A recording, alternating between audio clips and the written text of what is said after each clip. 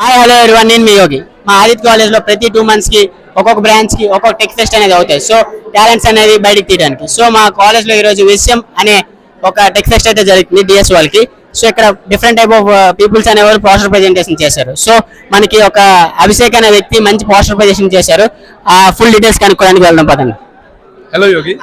So block chain technology అంటే ఏం లేదు. జనరల్ గా మనది పెద్ద పెద్ద ఆర్గనైజేషన్స్ లో లార్జ్ డేటా అనేది ఉంటుందా, ఆ లార్జ్ డేటా అనేది మనం సెక్యూర్ ఉండడం కోసం స్ప్లిట్ చేసి సెపరేట్ డేటాబేస్ లో మనకి స్టోర్ చేస్తారు. అది ఎప్పుడైతే మనం యాక్సెస్ చేయాలనుకుంటున్నామో అప్పుడు ఈ బ్లాక్ చైన్ టెక్నాలజీ అనేది యూజ్ అవుతుంది. బ్లాక్ చైన్ టెక్నాలజీ అంటే ఏం లేదు, వీటి కోసం కొంతమంది ప్రోగ్రామర్స్ ఉంటారు, వాళ్ళని మనం మైనర్స్ అని పిలుస్తాం.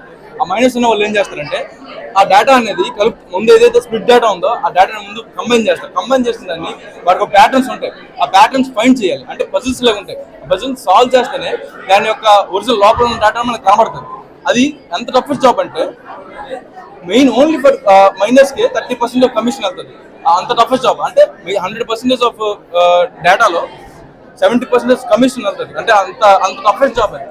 దీన్ని కనుక్కున్నది సటోషి నాకమోటో, ఒక జపాన్ అతను కనుక్కున్నారు. దీని యొక్క అప్లికేషన్స్ అంటే first of all crypto currencies చాలా ఎక్కువ యూజ్ చేస్తారు క్రిప్టో కరెన్సీలో. రెండోది యూపీఐ పేమెంట్స్ లో యూజ్ చేస్తారు. మూడోది హెల్త్ కేర్ ఇండస్ట్రీలో యూజ్ చేస్తారు. ఎందుకంటే హెల్త్ కేర్ ఇండస్ట్రీలో ప్రతి పేషెంట్ డేటా అనేది చాలా సెక్యూర్గా ఉండడం అవసరం. దానికోసం మన హెల్త్ కేర్ ఇండస్ట్రీలో ఎక్కువ యూజ్ చేస్తుంటాం. కాకపోతే దానికన్నా ఎక్కువగా క్రిప్టో కరెన్సీలో యూజ్ చేస్తాం. సో బ్లాక్ చైన్ గురించి చాలా సింపుల్ గా చెప్పాలంటే ఇంతే. ఇంకా మన వ్యూయర్స్ కోసం ఒక క్వశ్చన్, ఒక బిట్ కాయిన్ అనేది ఎంత INR లో చెప్పండి. Thank you. If you like this video please like, share, subscribe.